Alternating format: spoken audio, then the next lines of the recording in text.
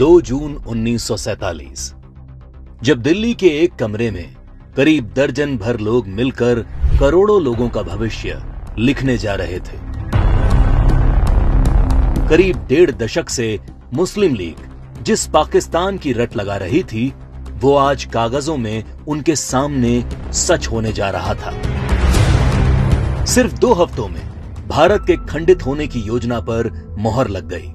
भगवान राम के बेटे लव का बसाया लाहौर, ढाकेश्वरी माता का तीर्थ ढाका, गुरु नानक देव जी का जन्म स्थान ननकाना अब 2 टुकड़ों में बंटने जा रहा था।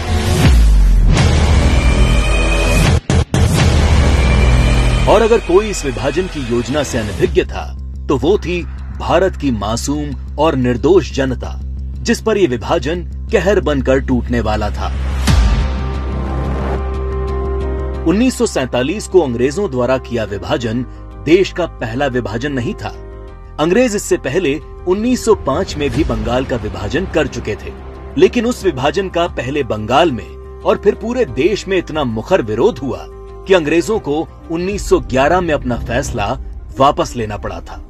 विभाजन का जो काम अंग्रेज 1905 में नहीं कर पाए, वो 1947 में करने में कैसे सफल हो गए?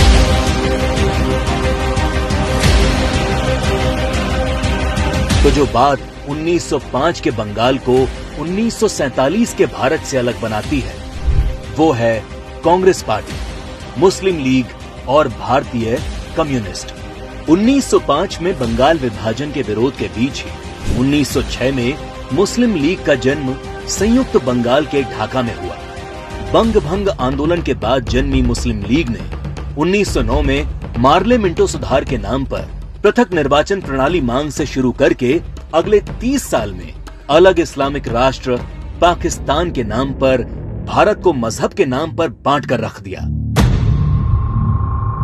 1920 के तुर्की के खलीफा के समर्थन में चलाए गए कांग्रेस के खिलाफत आंदोलन ने मुस्लिम कट्टरपंथियों को यकीन दिला दिया कि वे अपनी गैर जरूरी मांग पर भी कांग्रेस के नेतृत्व को मना सकते हैं। इसके बाद 1930 में अल्लामा इकबाल ने पहली बार मुस्लिम लीग के अधिवेशन में अलग इस्लामिक राष्ट्र की रूपरेखा रखी।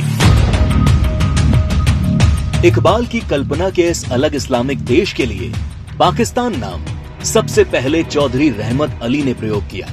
जब 1933 के तीसरे गोलमेज सम्मेलन में चौधरी रहमत अली ने पाकिस्तान